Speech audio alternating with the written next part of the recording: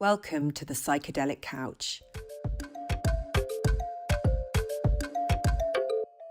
Before we dive into today's discussion, we remind our listeners that using illicit drugs carries significant risks and legal consequences. Psychedelic substances like LSD, psilocybin mushrooms, MDMA, and DMT are illegal in many countries, including the UK, and their possession or use can lead to legal penalties. Psychedelics can have profound effects on mental and physical health. While some report positive experiences, others may face negative effects like anxiety and psychosis. These substances can also interact unpredictably with medications and underlying conditions. Approach psychedelics with caution and responsibility. This podcast shares information, not encouragement or advocacy for illegal use. If you or someone you know struggles with substance abuse, seek help from healthcare professionals or local support services.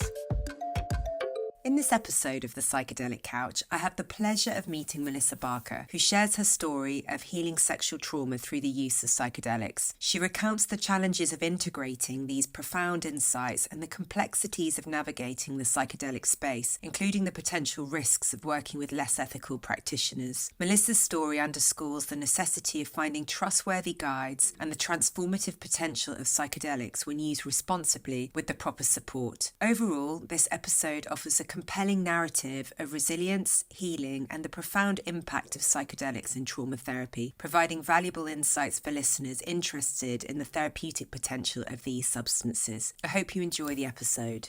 Hi, Melissa. Thank you so much for joining me this afternoon and this morning where you are. This is a really important topic. You know, we're going to start looking at sexual trauma, and as a sex therapist who specialises in trauma, no better person to speak to than you. And I would really, if you're willing, I think it would be really valuable for you to share a bit about your story, if that would be okay. And, you know, you're, as a survivor of sexual trauma, where did you start on your journey to healing?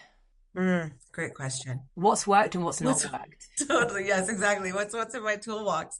Thank you so much for having me. I'm honored to be here, and thank you for the work you're doing. It is so important and so needed. And I think, as you said, this is a shadow piece of the conversation we need to be having, you know? So I like to say that I'm, you know, a statistic. I started with childhood trauma, layered into an assault when I was 17.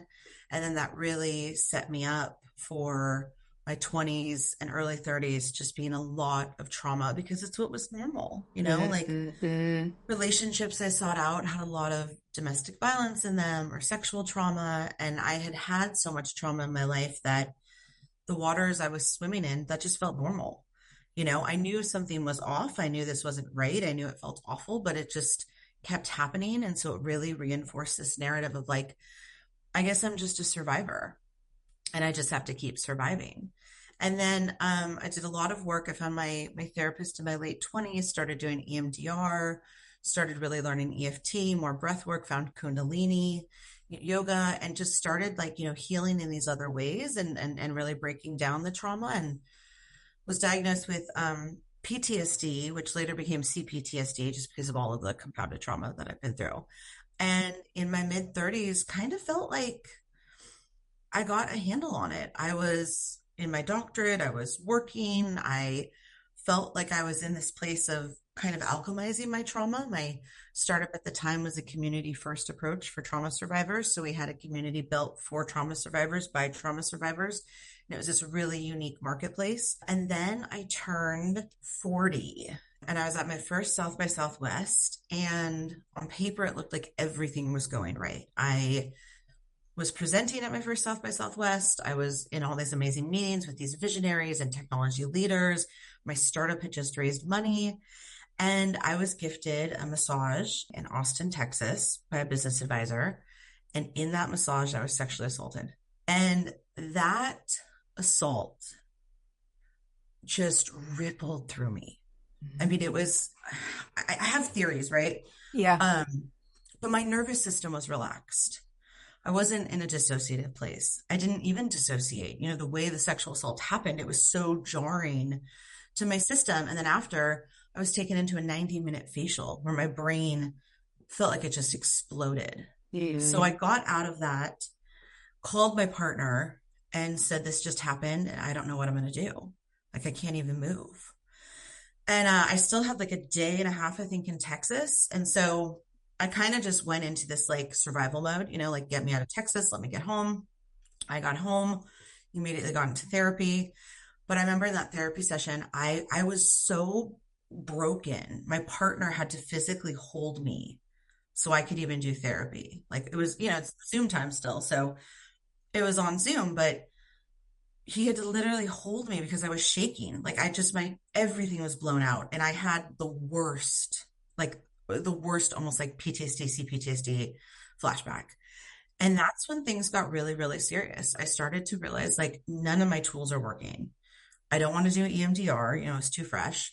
I am not sleeping. I'm irritable, all the things are happening and nothing that I have in my tool belt, breath work, going in the sauna, all the different things that I've acquired, none of them were working. And so I was at a really low point where I was like, is this the time that I have to try like an SSRI? But I knew it probably wouldn't be the right answer. I knew this was like depression. I knew it was trauma. And so I found ketamine actually. And I started doing low dose ketamine at home through Mind Bloom. And little by little, that started helping me kind of like get my nervous system back online. And I was able to start working this trauma. But it took me on a path of using psychedelics. And that's honestly what's changed everything for me. Amazing. I mean, thank you so much for sharing that with us. I'm curious about the theories you mentioned. I've got some theories about this. I'm like, tell me, Yes, tell us more about that. Yes, yes. So, I've thought about like when I was 5 and I was molested, right? I was 5. I was a little kid. Like the repression I was able to do, because that assault didn't show itself to me until I was 17 and I was assaulted. And even when I was assaulted when I was 17, I was drugged. So like there were all these kind of almost like dissociative pieces built into my other assaults. I think even when abuse was happening in relationships, there'd be a point where I would just disassociate, so the abuse was happening, but I wasn't really there. I wasn't fully online. With this assault, because I was in a massage, I'm in this beautiful spa. It's women owned. This was not a cheap massage either, And I was in this, there were a few elements. I was in this almost like water thing where they like, my arms were kind of like bound. So I couldn't move. So I think that was a component, of the shock. But really because I was so relaxed, this was at the end of this 90-minute massage, right? I was really relaxed. I was really in my body. And so my theory is, one of my working theories is just my nervous system got just fried, essentially. Like there was no disassociation. There was no protective piece that came online to be like, this is happening and we're going to take care, it was, everything was exposed, like all of me was exposed essentially. And then to go right into the facial, which again is supposed to have, like it's relaxing, you're doing the things, my brain, I equated to like a bomb going off, and I was running it through my head over and over and over and over and over and being like, did that happen? Did that just happen? Did like what, but I froze also, so that's the part that did come online. I just froze, there wasn't this, let me get up and go say this happened. I just completely kind of shut down with my brain rapidly running. And I think that combination, with the body work, if this makes sense, was almost worse because it rippled through me. And I had, I've been through hard times. I've had hard therapy sessions. I've had really hard EMDR sessions. I had never been in a place where like I had to be held to even get into therapy. It just felt like I shattered. And then to have another piece, which was none of my tools were working. So everything that I had acquired and gotten a doctorate in and built a startup on, all the things, nothing was working. But that's when turning to psychedelics, going on this pathless path of medicine work shifted everything because I was suddenly, like using things that I had never intentionally used really before. I'd used psychedelics when I was younger, but I had never intentionally used them. And I was using things in this new intentional way. And I was able to actually really work the trauma. Like I was able to be like, oh, my body wasn't able to disassociate, and find grace for myself and find compassion. Yeah. And it was incredibly humbling, you know? Yeah, yeah. And I mean, hearing you as you were talking about the massage, I was thinking about the protector parts being offline and you're Yes, exactly. completely vulnerable Completely in vulnerable. that position and then being in the freeze response and having that facial. I mean, how did you move? I'm thinking about then the psychedelic experience where it takes so much trust of whoever it is facilitating, the bravery for you to then sit in that space, having had that experience.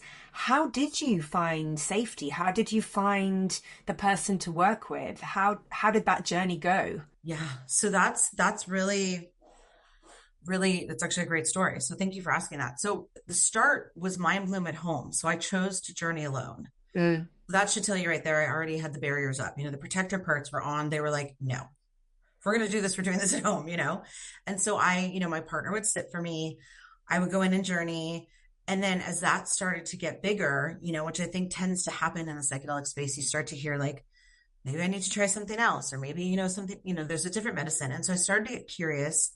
And I'm very lucky to live in the Bay Area. We have some of the most amazing underground, people working in the space. And so I was able to just kind of go into my community and say, I want to do a journey. I want to do a bigger journey. And I had decided I wanted to do an MDMA journey.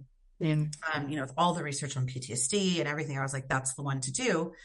And I was able to find a guide locally in Oakland that we just immediately connected. I felt incredibly safe. She has this amazing grounding energy. Yeah. And we were able to just get in there. And I just said, look, this is the latest assault. At 40, I didn't think I was going to be working this, but here I am. And at the same time, while I'm in this assault, right, like going through all that and the healing, I'm advocating for myself because they were not, jumping to take care of things. Yeah. And there's like a mother wound that ended up actually happening because the owner really won my trust and was like, I want to help you heal. Give me all your bills. I'll take care of this. I'm so sorry.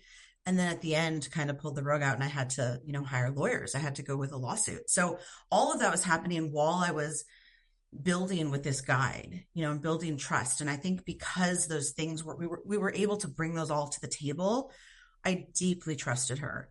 And I knew, I need to go in deep. And that MDMA journey was massive. That was in December of 2022. It was massive. But in that journey, I was able to release some huge traumas my body had been holding. So sometimes, when I look back and I think, okay, why did this assault happen? There also feels like there's an initiation here. Like my body was able to go into deeper healing and access deeper parts, which of course gets really scary, but it's needed, right? When we're repressing parts, we need them to come forward. We need them to show us the parts. And again, I had a guide that was amazing and held all this. It was so beautiful. But it was a big deal. It was a really big deal to decide to journey with somebody. Yeah, well, I can imagine. I can imagine you taking that risk after the context of what had happened in an expanded state is such a leap of faith. Such a leap of faith. And I have unfortunately had, on the flip side, I've worked with other healers that have had me in those expanded spaces and actually taken full advantage. So that was another, so while I had this beautiful experience with this guide, so much amazing work was done, it really opened me to deeper trust, right? And so I thought, okay, I'm ready to go deeper. I'm ready to do more. And I had a colleague that had a healer in her space that said, she wants to work with you. Because I was going back to Austin, by the way. So a year later, I'm going back to South by Southwest. So this was like a year later. It's the first time back. So many, you can imagine, triggers, right? Yeah. And I was telling a friend or a colleague, hey, this is going on and I'm having a hard time. We were in like this medicine women circle. And I was saying, this is really hard. My body's having a hard time. I'm trying to prepare myself. And so she told me, oh, I have a channel that you could work with. And I was first very skeptical. I'm like, a channel? Like, what are you talking about? And she's like, no, she's like an incredible healer. She's a guide. Like she actually lives in Austin. She'd be great for you, and she wants to meet you. She wants to talk to you. And at first I kind of like blew it off. I didn't think anything of it. And then my partner at the time, excuse me, we broke up. And so that like that coupled with going back to Austin was like a big enough like shock again to the system. Mm. And so I reached out to this woman and immediately gave her all my trust.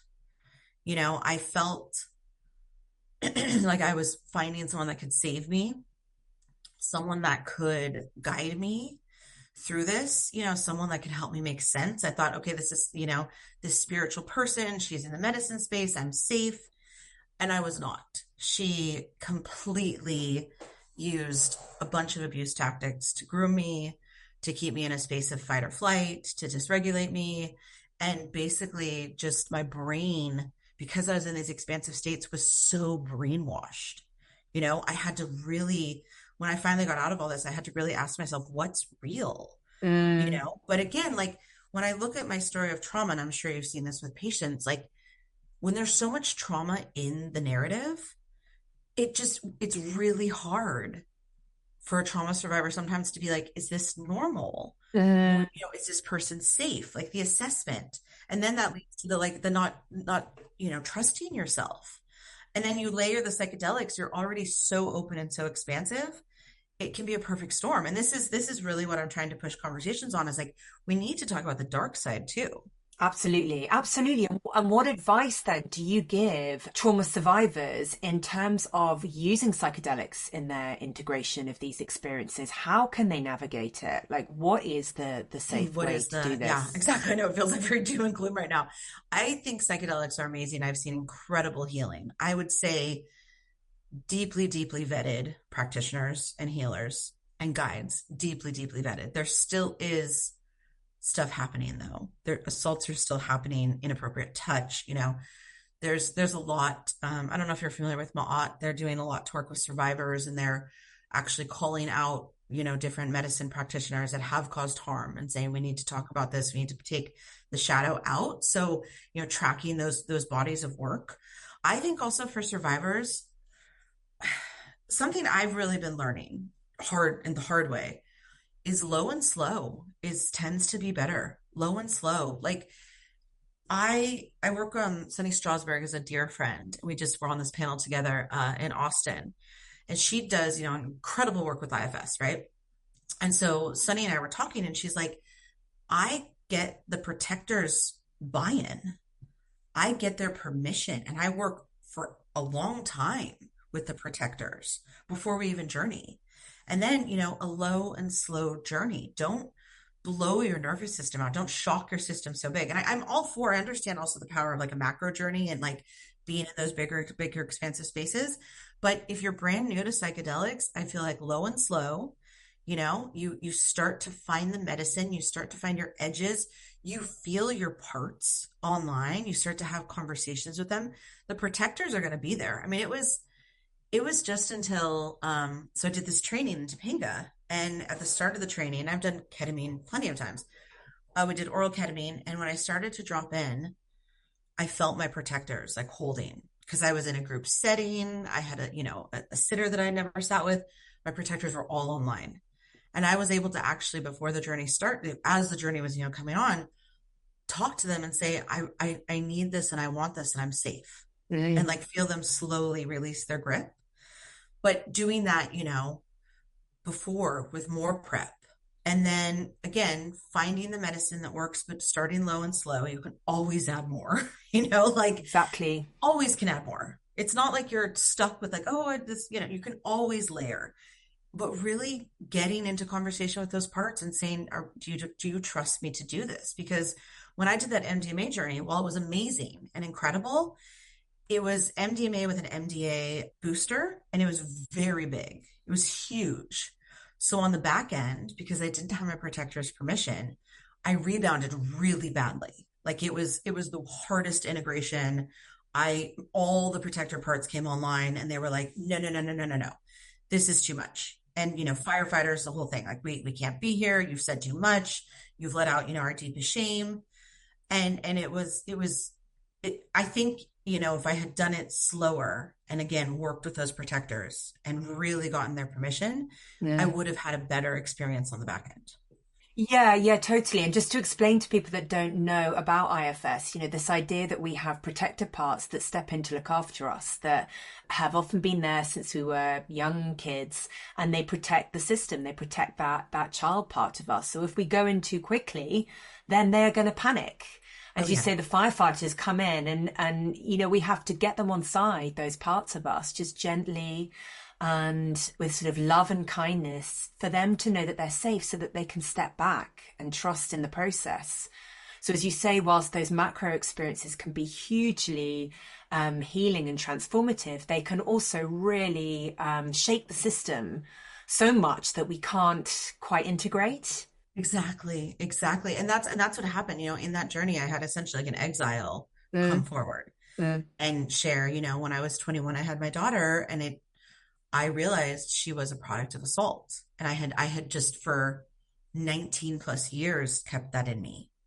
And so this exile and the journey really came forward and was like, this is a part of your story, and you've been ignoring me, and you haven't been, open to this.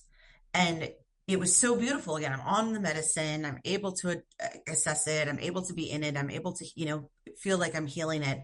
But when that journey ended and the protector parts came back online, it was like it was all systems go. Like they were completely freaked out. They were, again, 19 years of holding something like that in to suddenly come through, and they were scared. And so I had to do a ton of integration work, a ton of really, really, really like white knuckling hard integration work to get those parts settled again, to get them to kind of, work with me. Ketamine, actually doing low dose ketamine, like microdosing ketamine on some of those, like after that journey, really helped me kind of unwind and get into those protector parts and talk to them and have a conversation and say, yeah, I know the exile really, really like let everything happen. It told us everything, but like, please work with me. And so I was able to, find healing in that too. But I always think, I'm a trauma survivor that has a doctorate in trauma healing.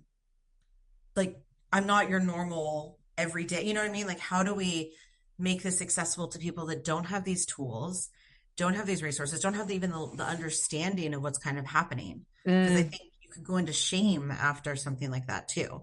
absolutely. As we know, healing is anything but linear. Absolutely. And I'm thinking from a mechanism of action standpoint, for you personally, what do you think that the psychedelics added that you couldn't get from what you were getting from somatic therapy or EMDR? And you said it just stopped working. Like, what was it that did for you?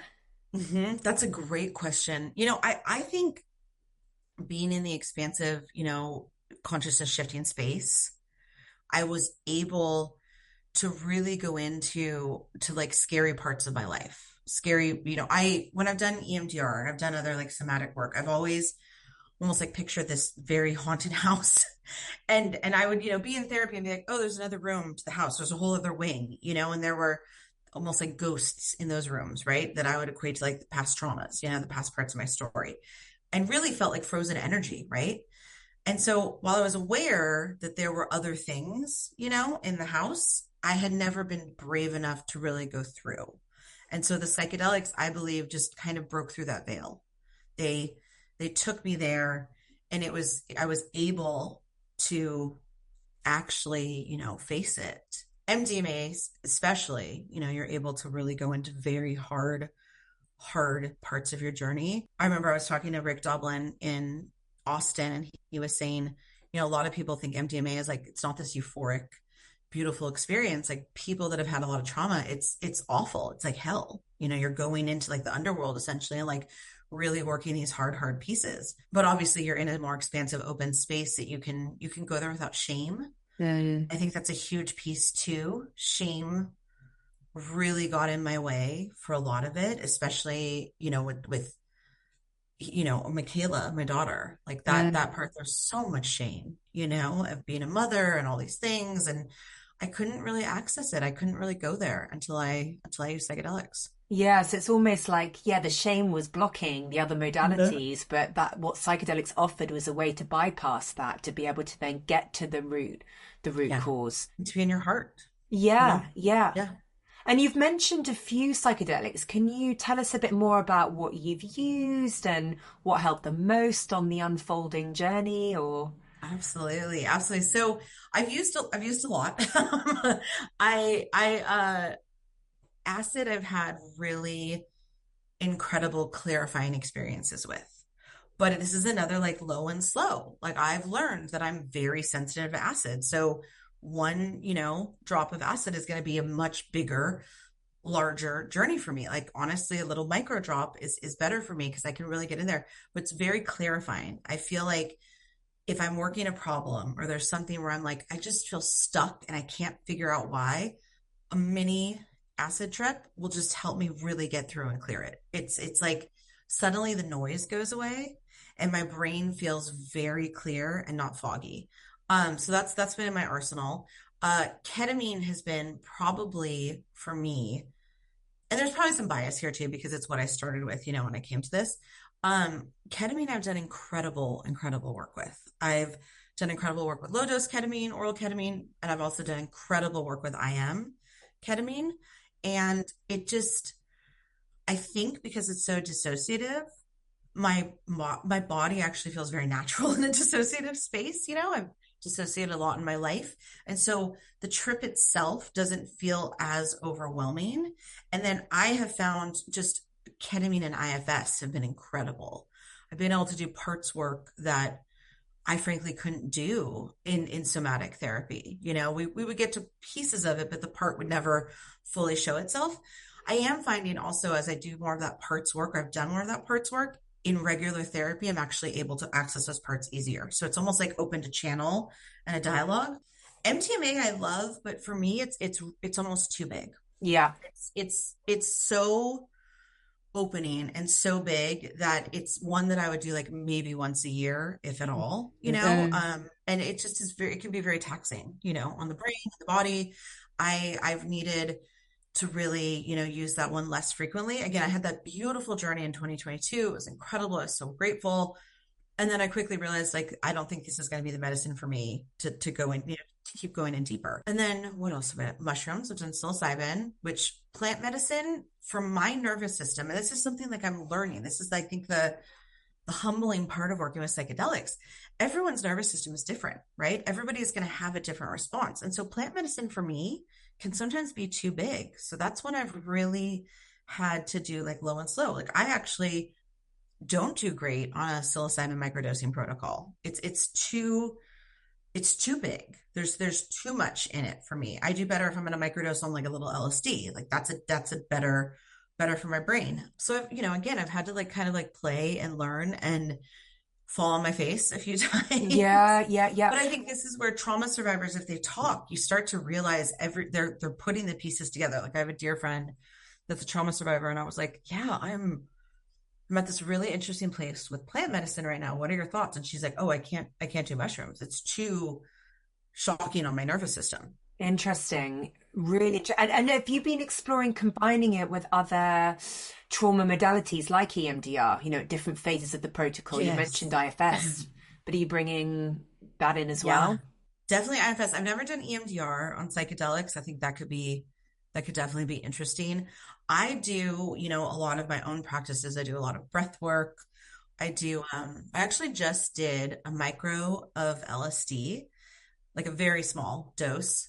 And then I did some breath work in my sauna, and that was incredible. Wow. Like the combination of the breathing and the sweating, again, very low dose though, because that, you don't want to like blow your system out.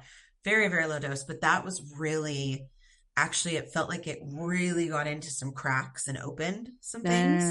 And then on, the back end, I was able to like get in the water and kind of move my body and have like that's like combining those somatic practices to just, make sure that I'm moving things again with a sitter, like you do all this like very, very responsibly. But I think having those somatic practices with a little bit of the expansiveness of the psychedelic is really incredible. Yeah. For me, it's always, how can I get my brain and body kind of in sync? Where my body's like, okay, we're safe. And my brain is like, we're safe. And I'm not in this dysregulated space. obviously, or not obviously, but extending my window of tolerance, essentially. Mm. Yeah, I'm thinking about like the facilitators you're working with or you've worked with, awareness and sensitivity. Like, how aware do you think the psychedelic community is to the specific needs of sexual trauma survivors? If I'm being honest, I don't think very at all. I think it's as a collective, I don't think we're having conversations we need to have. And I've seen a lot of incredible leaders in the space pushing just recently, with all the FDA stuff. I really saw someone in the space saying we need to talk about the fact that harm can and will happen. Like acting like it's not going to happen is insane. It will and it can happen. What are we going to do about it? What are the protocols? I think the underground work is so, so important and so needed. But there's also a part where you don't have the licensing component. So what's the reporting structure? If something does happen. I think that we have a lot of conversations also to have with what does the training look like for the facilitator or the practitioner? And what type of individual work has that person done on themselves before they go sit for a survivor? Because you may be in a journey and the survivor may want a hug or the survivor may, have touching. But if that wasn't agreed, if there was no, I think, hand, touching or on the shoulder, but like very appropriate touch, you can see where people can blend boundaries and maybe they think they're helping, but at the end, it could be causing a ton of harm, Mm-hmm. And unfortunately, also there are assaults happening as well. There's again, like I got away from that channel, right? Like I got out, but it gave me this humility and really understanding like, oh, this is how people get brainwashed. This is how they believe that this person, this healer, they were like, oh yeah, take all my money or sure, I'll come live with you. Or, you know what I mean? Like it's so easy to be coerced into life choices you wouldn't be making if you weren't in these expansive states or you weren't that vulnerable. And I would love to see, and it's something I'm actually playing around with, of like, what would it look like if we had trainings for people working with survivors that were really built from the survivor's perspective and explaining, these are experiences we have, this is what the healing needs to look like, and really making that more mandatory, Yeah, and almost the assumption that may exist in anyone. That see everyone potentially through that lens because we don't know what's going to come up. Exactly. And that's the thing with psychedelics. So much trauma. And I'm sure you've seen this so much trauma can come through. I'm not a unique case that I've had big T traumas come through in a journey, right? Like that's very normal. And the holding on that, during and after are so important. And I think just like you said, like seeing everybody through a trauma lens, we all have trauma. Like how do we have more trauma informed practices and trainings? And currently, like what resources and support networks are there for survivors? Yeah, so Ma'at is doing incredible work. I don't have their website on me right now, but they're doing amazing work that's survivor centered, and I think they do actually have a training. Lauren Taus is doing amazing trainings. I went to her training in Topanga in March, and it's very trauma focused. It's a lot. It's really a beautiful training. And then Melissa Whippo, Sunny Strasberg, and Lauren actually had an advanced training that I think having women at the helm makes a really big difference. MAPS obviously has their training, but I think it's gotten so big, that I would vet, where you're going through and all of that. But I think that's a big conversation happening right now. Like, is there a standardized training or is there something that we can really be looking to? And this is where the psychedelic ecosystem feels like the Wild West. It feels like everybody's running a training. Everybody's like, let me teach you. But what does that actually, at the end look like? Yeah. And in your opinion, like what are some of the safeguards? How can we protect? Yeah. Like, are those conversations happening? Is there a whole breakout session of, you're going to have trauma most likely come up. This is how you handle it. This is, like, are we having the conversations again? Like, how much work are you doing as a practitioner on yourself? Because it can be alarming also, secondary trauma is real. You can have that experience of seeing someone go through something really hard and then it triggers something within the practitioner or guide. So what does that look like? I really believe in community and mental health. And so I think having these types of community conversations, having spaces to almost crowdsource, different tools, different resources, and then really distilling down vetted trainings that are doing this well is my dream, honestly. Yeah. Yeah, I mean, maybe now is a good time to talk about the Phoenix. I am Phoenix. Tell us Yes. about your work and your amazing venture. Yeah. Thank you. Thank you. So I started the Phoenix Project in 2018, really on the heels of Me Too. And originally it was for survivors by survivors. And it started as a community effort. It was community of survivors coming together and talking about what they were doing for healing. And it's just basically that simple. And there was always, some speaking in the room, some sitting back. But at the end of all these events, someone would always come up to me and say, I'm so grateful I was just in the room. I heard something I needed that's going to help me. And now I'm moving my journey forward. And so at the same time, I was in my doctorate. And so I'm, very researcher brain at this point. And I'm thinking, well, that's happening every time in these physical spaces. Like, what could that translate to a digital space, where someone maybe reads something on a forum or is in an integration circle and again, like has this transcendent moment of, oh, I could use that in my toolkit, telling the stories. So I started an online platform for Phoenix in 2020. We launched at the start of COVID, which was Perfect absolutely timing. insane. Which was absolutely insane. Like, oh, here, got trauma, come on in. And it was basically the lesson was we scaled so fast and so quickly, and I just didn't have the support. So I was raising my daughter, doing my dissertation, and running this startup. And it was beautiful. It was a vibrant community. We had access to all these different healing modalities. So sound baths and yoga and somatic work, and Face Gym out of New York did like a face therapy. It was just amazing, right? We had all these things. It was all digital, right? Like what a perfect time that everyone's locked down and doing this. And then I kept seeing this theme where I could see people almost like getting stuck, right? Because they're either just really dysregulated and coming online, and then that's triggering other members of the community, or they're just not able to like move it the next step forward. And so I got curious and thought like, well, what could we do with technology that could help people heal even faster? And tried some different ideas, thought, okay, maybe this thing is just too hard to build, put it on the side, and then kept having the gnawing of like, oh, I still feel like there's something we could be doing here. And I basically have been playing with AI, and I'm positioned right now to build something in the AI space that I think could help someone resource quicker if they're having, a dysregulated experience, or they have questions as a trauma survivor, they're seeking answers. And I'm just starting to play with this, but I'm coming back to really the roots of Phoenix. Like when I really think about what I'm doing, well, yeah, I see a technology solution. The answer is story. We need to be telling the stories. We need to be sharing those. And so I'm also growing a little bit of a research project in the psychedelic space where we're centering women's stories, because we want to say, tell us how you're healing. What does that look like? What resources do you use? What's your, like if you're comfortable, what's your dosing protocol? Like, how are you doing your own healing? And then really collecting those stories and putting those together as some qualitative research. Amazing. And what are you finding? I mean, what's come out of it So so just far? started it. Just started it. Haven't officially like really put it out into the world. But just in like preliminary conversations. Community is a huge component of healing. Women journeying together. So Yeah. women doing, medicine work together. Women sitting together, where it really is all women and going into those medicine spaces together. I'm seeing massive, and I'm hearing about massive feminine healing that's happening. Also, just having a little bit of play and joy in there.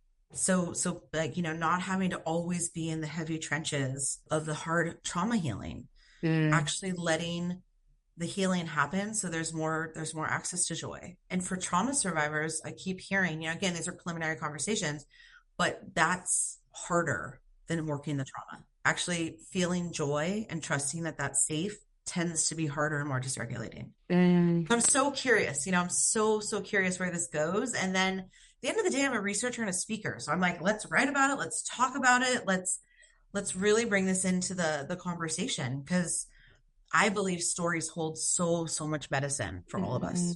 Yeah, are there any short stories you can share with us? Any examples or anecdotes that I can tell a story. So I went to this training in Topanga, and it was a ketamine training with Lauren Taus and her team. We did two separate journeys. So the first group was 7 men and I think 2 women. And then the second group was 7 women and 2 men. So I was in the room or the group primarily with the women, but 4 of the women in there, or 3 of the women, I'm sorry, were all my housemates. We shared this little place called The Nest. And so we really, through this whole training, we were eating together, we were sleeping under the same roof, we're doing our saunas together, we're talking, like we had this beautiful, beautiful, like flourishing, little community built in. And so when we went to journey, we all lined up, to go do our IM journey. And all the women, all the women had this transcendent connective moment in the journey where you could like feel. So the sitter said it was like you could watch feminine energy just like come in, and it was like wild and moving. But there was a moment where apparently 3 of us started singing at the same time and all started singing the same song. Like just Wow. totally like all singing the same song, like in different parts of the room, just like found each other, in the liminal space and started singing. What were you singing? I have no idea. I just, everyone said there was this moment where like 3 of us just sunk up and started singing together. And people were like, whoa, like incredible. One of the women next to me, she had this beautiful journey where she was the Virgin Mary and like light was flying out everywhere. There was just all this beautiful, beautiful feminine energy.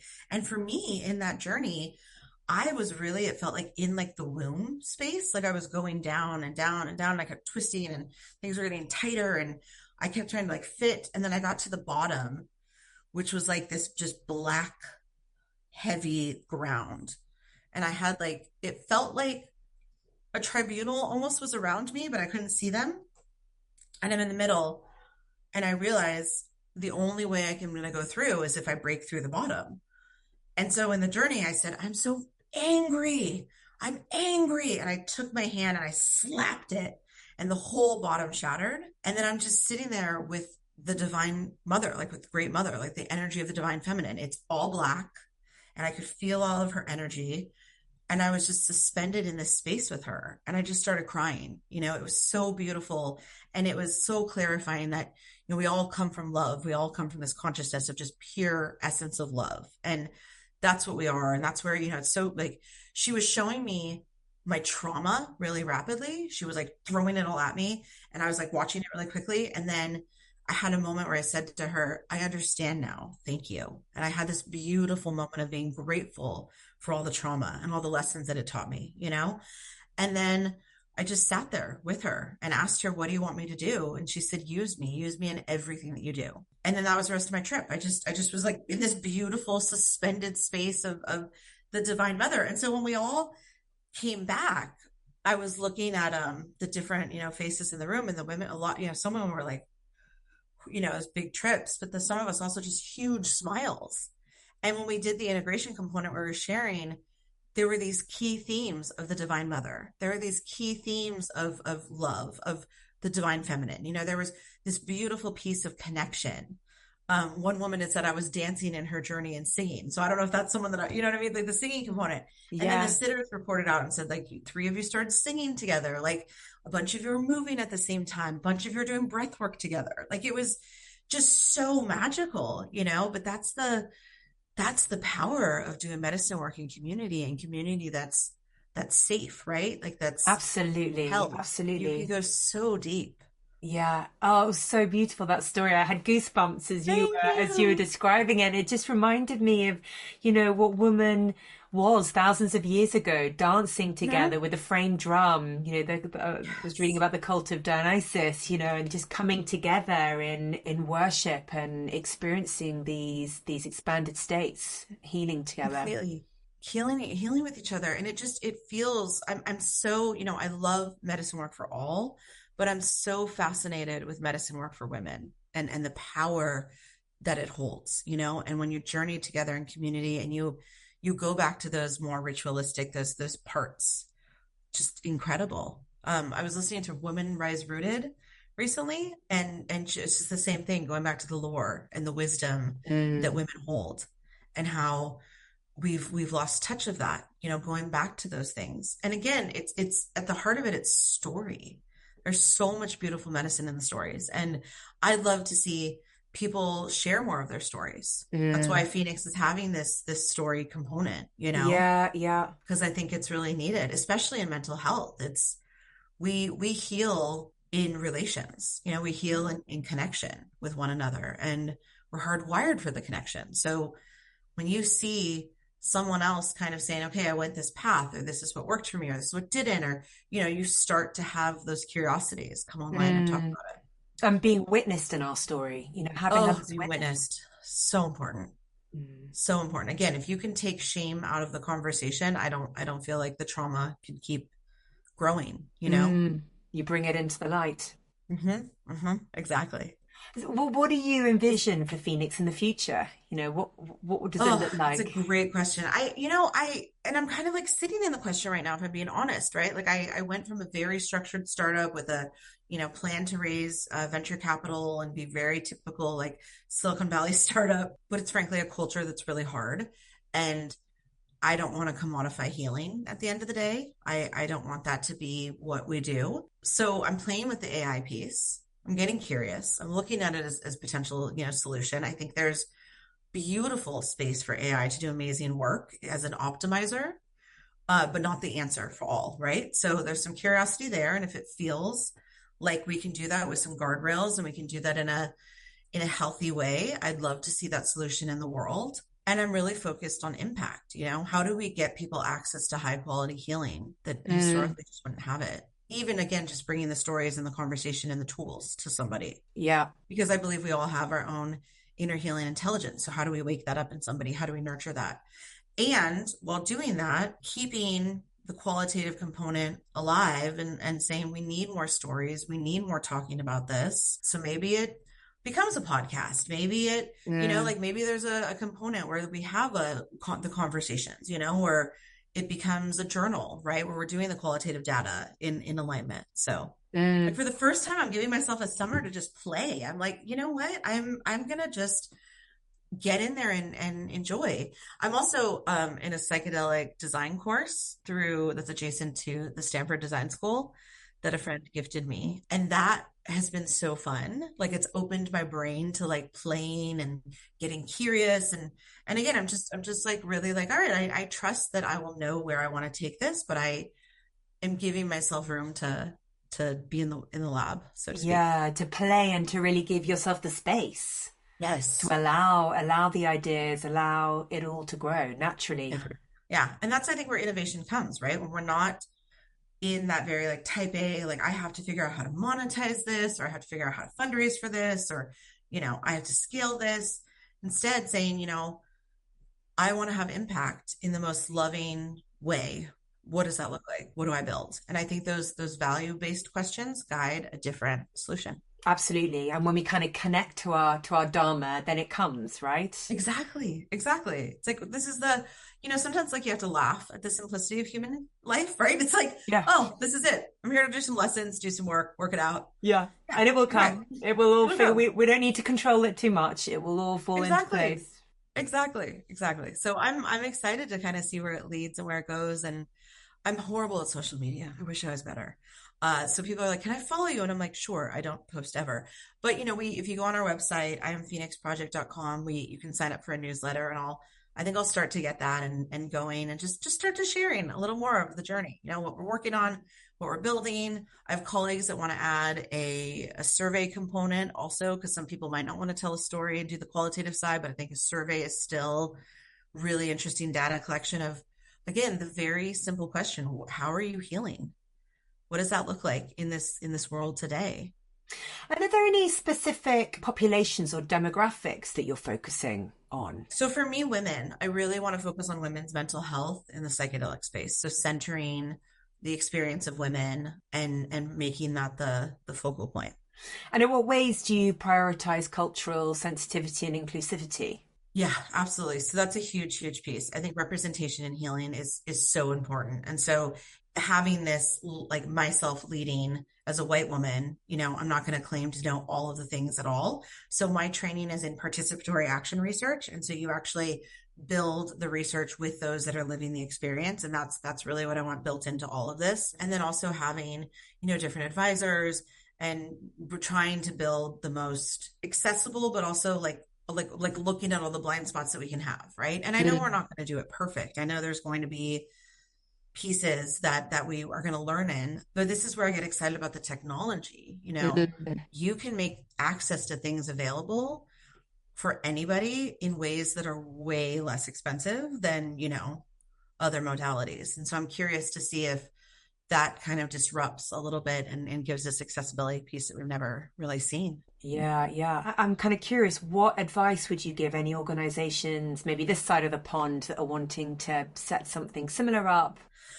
Oh gosh, it's a lot of work. It's a lot of work. But I think, coming to the work from a values-based place, doing the best you can to have your ego taken out of it, is true leadership. And not needing to be the smartest person in the room, putting smart people around you, so people that are DEI trained, or people that are, best in the field, or whatever the component is, right? So again, removing the ego and saying, I have this vision, but how do I do it the best I can?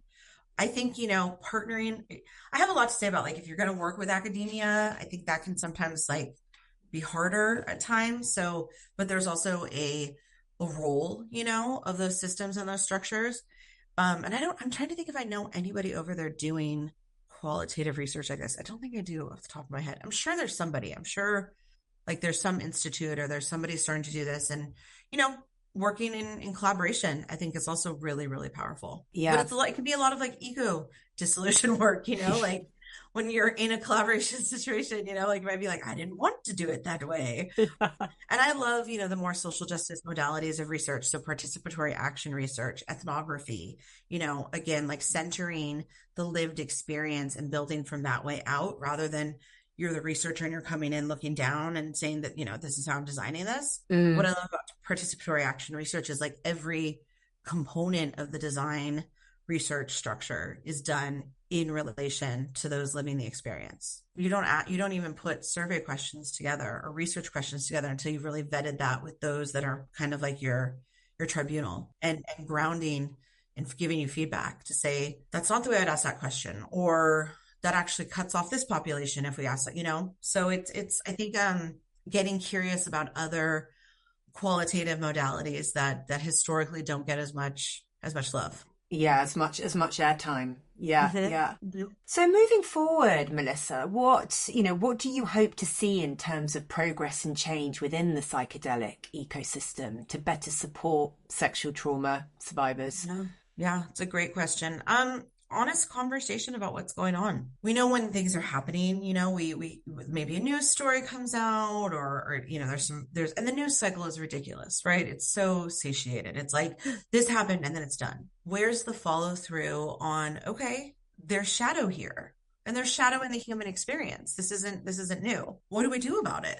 How are we making survivors safer? How are we addressing the shadow side in our communities even? How are we using restorative justice to, when there's rupture, have repair? What does that look like? And I think these are really hard conversations. I don't think it's a one size fits all solution at all, but some sort of collective modeling, some sort of framework, I think would be really powerful. Right. And again, I feel like the psychedelic ecosystem is the Wild West. So I tell everybody, it's like, now just go build your table. Like if you don't see the table you want to sit at, go build it. This is an incredible time to innovate and start to put these things in place.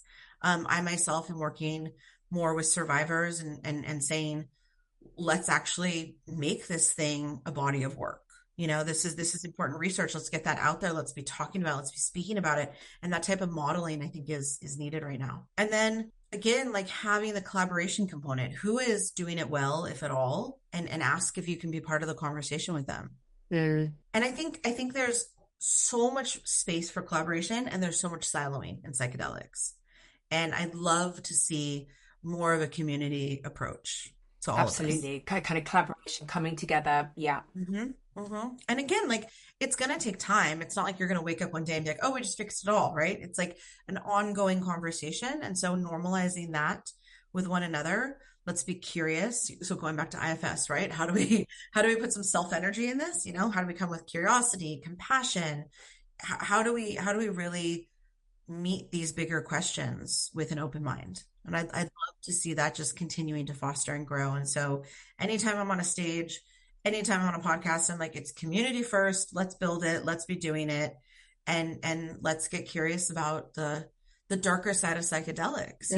Let's stop acting like it's not in the room, because it absolutely is. And something that came up for me then again was the slow and steady. Just yes, doing it slow and steady, slow and steady, slow and steady. Yeah, exactly. Like there's no reason to just bolt in, head down and be like, we're changing everything. Like little incremental shifts, And then I think having conversations about leadership, right? Like a leader, not in a hierarchical stance, but in more of a collective community stance. And I believe, a good leader just creates more leaders around them. And it becomes this more charged, organic piece comes alive, and we can trust, especially for trauma survivors. I think anytime you can trust your inner healer, your inner healing intelligence, that's so powerful and so transcendent. So absolutely. And that's what we want people to learn, right? To trust their inner healing potential. Even when it looks crazy. I've had journeys where I'm like, what was that? What was it?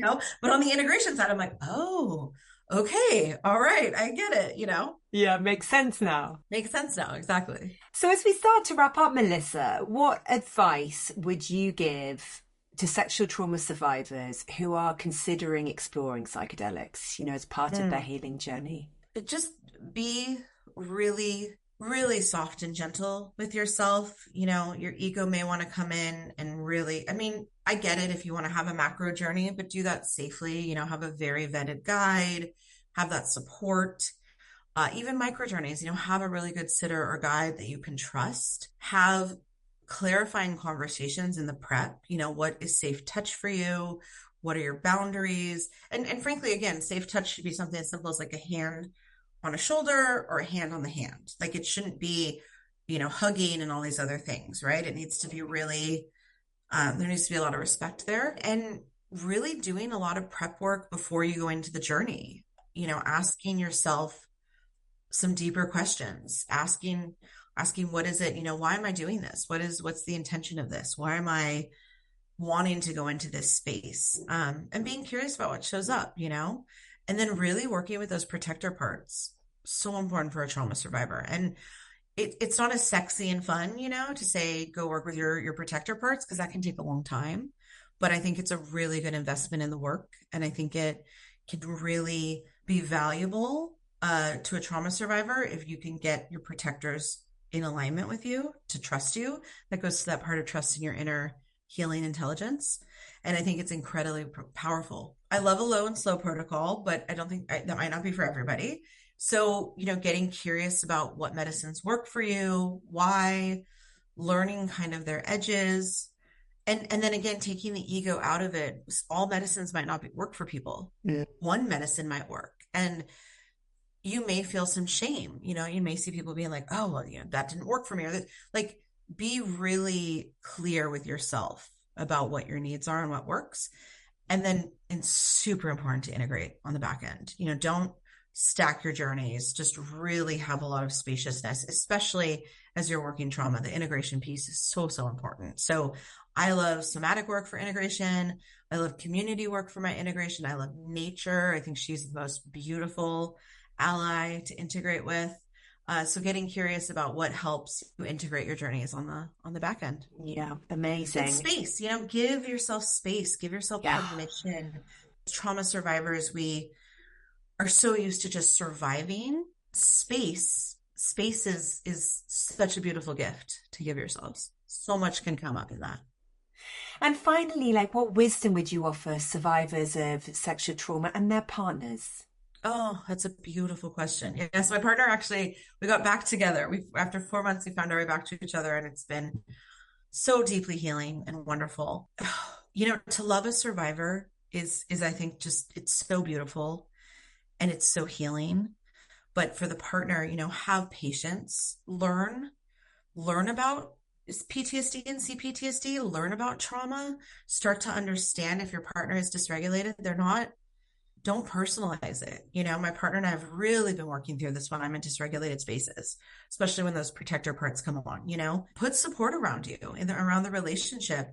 And then both of you, you know, really, I believe like you can do such deep, beautiful healing in relationship, and to trust that and to feel safe in that is like just absolutely priceless. So again, giving it space, right? Like low and slow. How do you build those practices? How do you have that toolkit? How do you normalize some conversations of, okay, she's dysregulated. I'm gonna, you know, what my partner actually does is he's like, I'm gonna take a 10 out. We'll come back together in an hour. So for me, you know, the abandoned piece isn't activated. I know we're going to come back together in an hour, and I am able to take that space to kind of get myself back to a regulated space. Or if we check in the hour and I'm still dysregulated, it's like, okay, we're going to take some more time. So having that space and that permission, I think is so important. And then wisdom for trauma survivors, just healing, I believe, is the bravest work you will ever do. And my hope and prayer for every trauma survivor is I want you to find your joy. I want you to be in your joy. And I want that to become this like beautiful new journey for you where joy is safe and you can experience it. Oh, Melissa, thank you so much. It has been so wonderful to talk to you, and I so appreciate your time and your wisdom. And it's just been such a wonderful conversation. Thank you. Thank you so much. Bye. Bye. Have a nice day. You've been listening to the Psychedelic Couch.